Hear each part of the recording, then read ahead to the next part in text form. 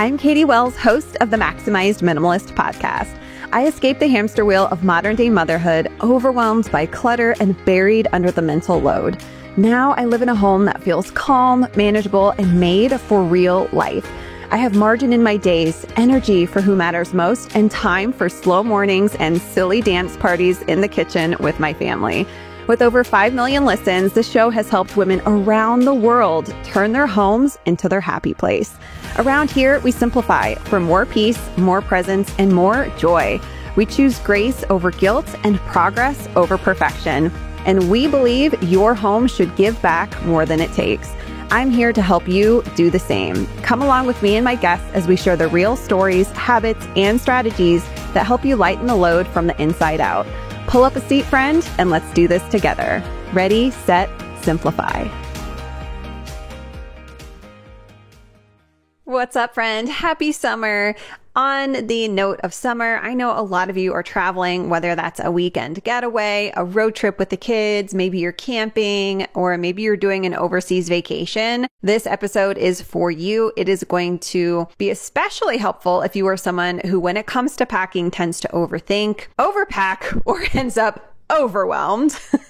You are going to get so many gold nuggets in this episode. So I want to just dive right in. I'm going to start off with some rapid fire tips. These are basic, but they're basic for a reason. These are just so foundational. So number one, start with your itinerary and the weather. All right. I know a lot of us do this, but sometimes we kind of don't in the same breath. Like, we need to spend just a few more minutes up front considering these things. For example, I was helping a client.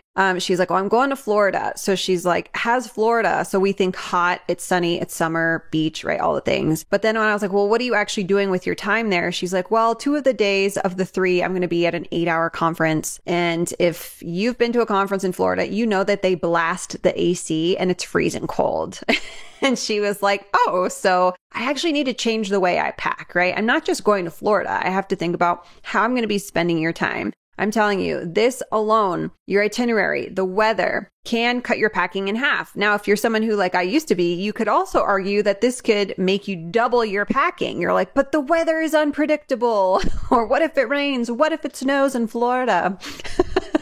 All these different things our minds come up with. But stay with me because I'm going to be sharing some very specific strategies that are going to help with that.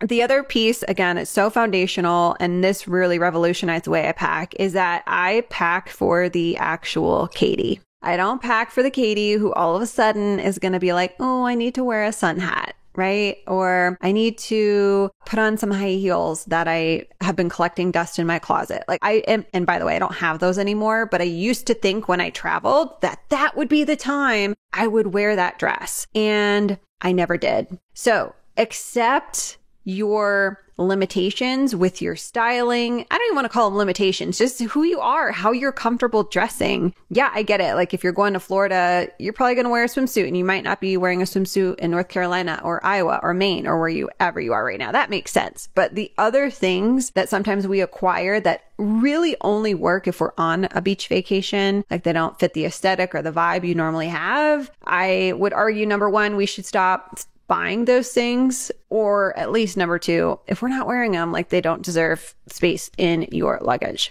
All of these things can really, really help. Okay. I want to dive into a really specific system I found years ago on Pinterest. I'm aging myself, but I'm a geriatric millennial and I'm so proud of it. Pinterest. How many of us have found great tips from Pinterest we still use? Yeah, I get it. Like, hello. Okay. So I don't know who created this, but it's been my go-to. It's called the 5-4-3-2-1 packing formula. Now, what's cool about this is, and similar to decluttering, right? It's always nice to have a boundary in place. Like, what am I working towards? What are some general guidelines that can shift based on my needs, my desires, my physical space, right? And my goals. And the same thing goes with this. So before I break down what it is and you roll your eyes and immediately say, this isn't going to work for me, just remember that this is flexible. It's not set in stone. It's not some like, hey, if you can't follow this rule, you're never going to fit your clothes in a carry-on. That's not what this is. All right. So 5 from the 5, 4, 3, 2, 1. The 5 is 5 tops. So that could look like 2 tank tops, 2 t-shirts, and 1 long sleeve tee. As an example, I'm sharing what I packed for Europe in a carry-on, by the way, using this. 4 is 4 bottoms. So I did 3 pants and 1 pair of shorts. The 3 are layers. So for my layers, I did a blazer, a sweater, and a button-up. 2 is shoes, so 2 shoes. And I know this for some is you're going to be like, nope, I'm going to turn this episode off. No, stay with me. 2 shoes, Katie. All right. So I took sneakers, and this is where it's a guideline. I took more than 2 pairs of shoes. I took a pair of sneakers because I am a sneakers girly, and I admit that. And it is what it is. My feet, I don't need my dogs barking at the end of a long night, at the end of a 6-hour walking tour around Prague or Vienna. Don't need it. Okay. That's what we did. I took flats, also very comfortable, but not for a 6-hour walking tour. And I also took a pair of flip-flops because I need to just air my feet out sometimes.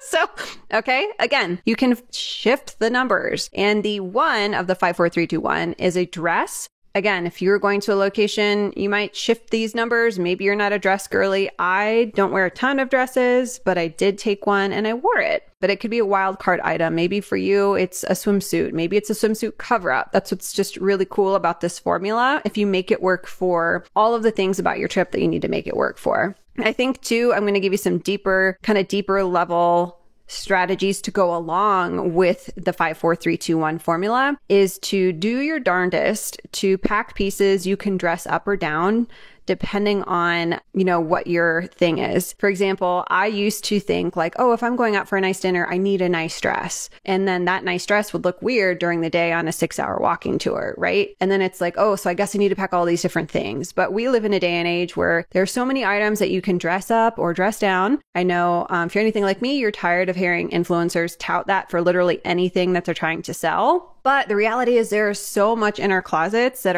is already so versatile that if you just throw on some gold earrings or a bracelet and swap out your sneakers for your flats, like all of a sudden you're ready for dinner. And this is how I got by in Europe in a carry-on. This is just one of the simple things. It's so simple. And believe me, I have been I want to say studying loosely, like I'm not actually studying, but I watch a lot of fashion content because this is one area I've been really trying to hone my skill set on is like styling myself, because if I don't style what I have in my wardrobe, I want to buy new stuff. Okay. Cause I like clothes, but instead I'm using that skill set for good so I can maximize my wardrobe.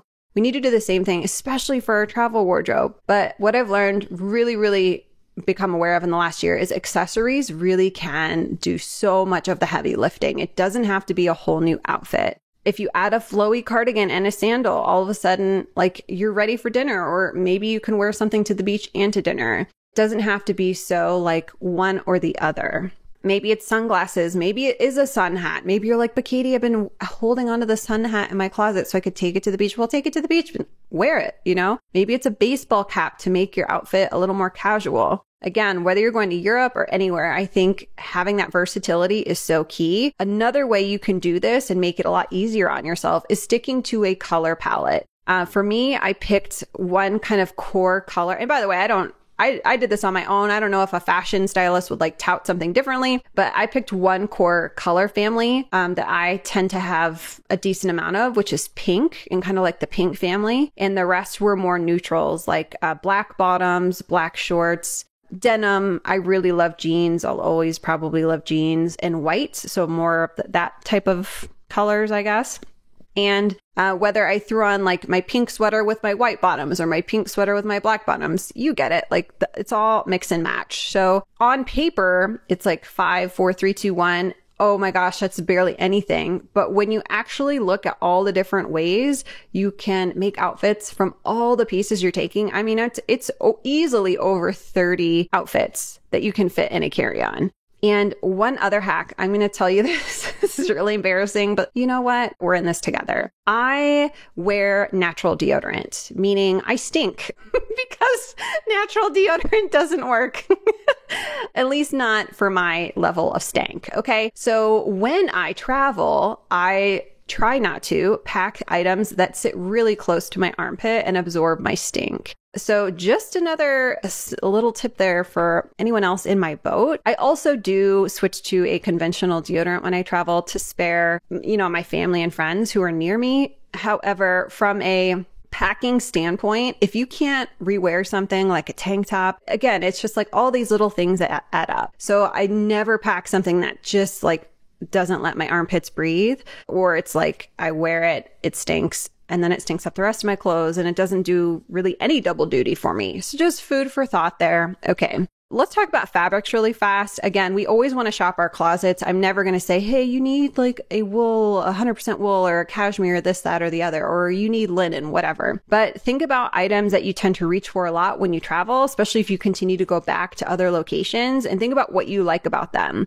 Maybe they were synthetic, maybe they were polyester. I will say one of the tops I wore on repeat, especially with not that much to choose from in a, carry-on in Europe on my last 2 trips, was a 100% polyester, just button-up shirt. I wore it buttoned up. I wore it open over a tank top. And why I kept reaching for it, not only because I think it's cute and it went with everything, is because it doesn't wrinkle. I know a lot of people have feelings on synthetics, fabrics. I really don't buy a ton. And let's be honest, most things these days are blends. But that is one thing about polyester I really love, because I could like literally shove that into, and there were days when we had to pack up and I just shoved it into my, I didn't roll it or fold it nicely. I'm just like, let's be real, just shove it on it. And I pulled it out at the next destination and it looked like nothing. It was just beautiful. So I think, and if you like linen obviously wrinkles. That's kind of the point of linen. It's very breathable.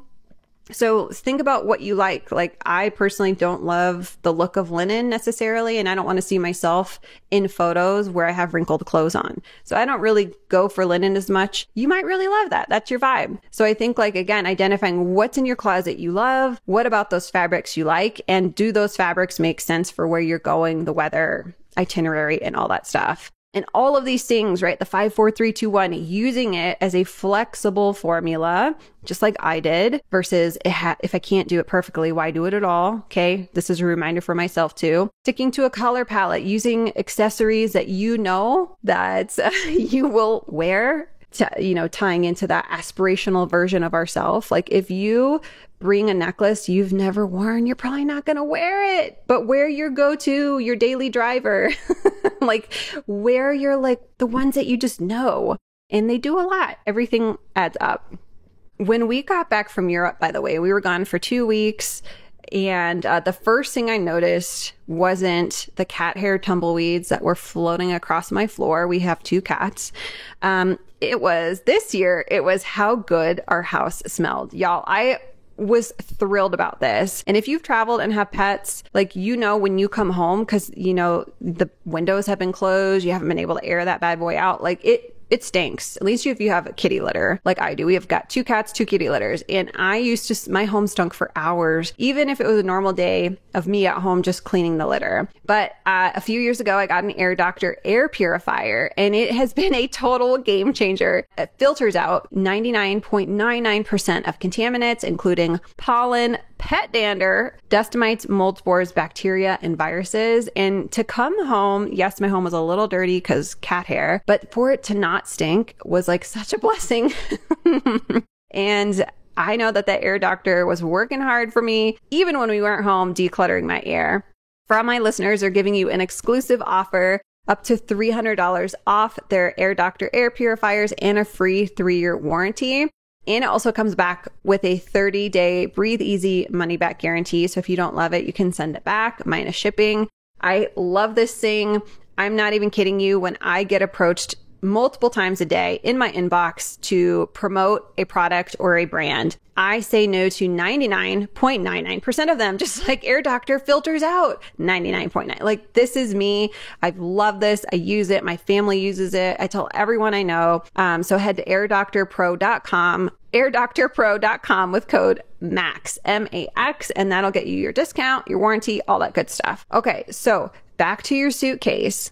Here's another tip trick I've used for years, and it's been a really fun little tweak, something to do for me. Now, I will say the disclaimer is it takes more forethought. It takes some planning. So if you're like, Katie, I got to pack, I'm leaving in 2 days, you're not going to do this, but use it for next time. So here's what I want you to do. Let's be real. I think we all live in a day and an age, and I'm not the only one who does this, where do you take snapshots of like cute outfits people you follow wear, and then they just sit on your phone collecting dust? You're like, oh, that's a really cute outfit. Maybe use them for inspiration like I do, or maybe they just sit on your phone. But what I want you to do is try an outfit on that you're thinking about taking. Maybe, for example, you're like trying to do this mix and match thing and seeing if the colors and all this, like how would I dress it up with accessories or a hat? What would that actually look like? Take photos of yourself in the outfit. Maybe you have, 10 minutes and throw on an outfit or two, snap a photo if you have a full length mirror, and just simmer on it, marinate on it, and like go back and look at that photo and see what you think. Because sometimes a photo will tell you very quickly, like, oh, that I actually don't like that at all. Right? That'll save you from packing something. Sometimes we have like this, I get a little delusional. I'm like, oh yeah, it looks great. And then I see a photo. I'm like, dang, that doesn't, nope, never wearing that again. So it's not only for that purpose, but especially if you need support on the styling side, you're not going to immediately remember all the multiple ways to style things. This, for me, is really the main reason I do this. Not to talk myself out of something, but to remind myself, hey, you can style the same top in like 18,000 different ways. And here it is. Here's you in it. It looks super, super cute. Now, if your time is really tight, take a photo of what you pack in your suitcase. Literally, even if it's like thrown in there, it doesn't matter. Just like, or maybe it's in a couple stacks before you toss it in your suitcase. That can be helpful because the next time you're prepping for a trip, you still have a visual of what worked. You can also upload it to a notes tab or something like that. I tend to do that as well. But I also will start packing mentally for a trip the second I book the trip. So if the trip is like 2 months out, only if it's like a European trip. If it's camping, I'm wearing the same nasty holy shirts and holy tops. But if it's like a spot where I get to wear cute things, I mentally pack way in advance. I know that's not everyone, but just food for thought there. Use those photos to your advantage. And yeah, send this to your favorite overpacker, by the way, because I'm telling you, they will thank you at Baggage Claim, especially if y'all travel together. You won't have to wait on a checked bag anymore or worry about losing your bag over the Atlantic Ocean. All right. So last idea here is toss a little laundry kit in your bag. So I'm talking like a mini detergent stick or at least a stain stick, maybe even a few dryer sheets just for the scent reason, like they smell super good. If your hotel has a laundry room, if it makes sense for where you're going, how long you're going, all the things, that can be helpful. But honestly, for undergarments especially, just hand washing them in a sink, you can hang them up on a little clothesline you bring or makeshift something, hang them up over the faucet, and you can rewear those things and still feel really, really fresh. These things have been around for a long time. Rick Steves does this, my favorite travel guy. So I certainly didn't come up with this, but I do that, especially on my longer trips abroad. Remember that? I think Rick Steves said this, by the way, ode to him. Packing light isn't about deprivation. It is about freedom. You don't need 17 outfit options to have a great trip or to look cute on your trip. You need space to breathe, to move, and to enjoy. And your back, I'm a 37 girl. Listen, I got back problems. I don't want to be hauling a 50-pound suitcase around anymore. Like, I already jacked up my back with all the the baby car seats. So I don't need anything else heavy to tote behind me anymore. So give yourself that gift, your future you, and maybe your back or your neck will also thank you. And if this episode helped, I'd love if you share it with a friend who maybe they're in declutter mode, maybe they're heading out for a travel soon. Maybe they're just tired of hauling around too much stuff too. And if you want more practical tips to lighten your mental and your physical load, you'll love my Ready, Set, Simplify newsletter. You can join over 35,000 other women who are getting weekly mindset tips in that newsletter, quick wins, honest encouragement to simplify their homes and lives. And I'd love for you to be a part of it. You can sign up at the link in the show notes. That's it for today, friend. Safe travels. And remember, you don't need more stuff to have fun. You just need space for what matters. All right, girl. Ready, Set, Simplify. Bye.